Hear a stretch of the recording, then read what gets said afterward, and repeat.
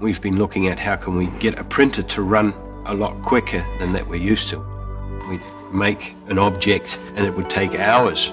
We could go away and drink I don't know how much coffee and come back the next morning, and then we could have the product. So how can we get something that we can print in a very short time? We got a beta version from NextDent. What we did is we ran all our workflows through the machine. We communicated then with NextDent, and in that way we were able to make the machine work even better for us.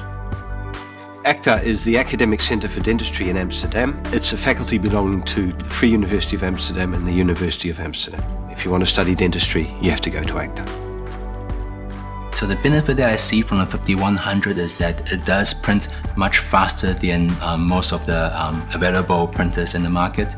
Also that the accuracy of this printer is pretty good, so that's why we're comfortable in using it.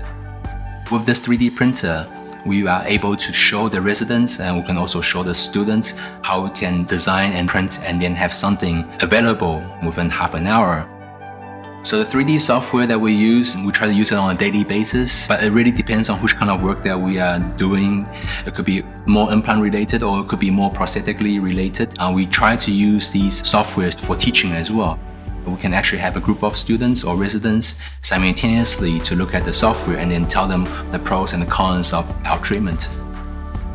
The best part about the NextDent 5100 is that the size of the machine is much smaller comparing to some of the industrial sizes. It gives you great accuracy in terms of precision and trueness, and also the variety of material that's available for this machine.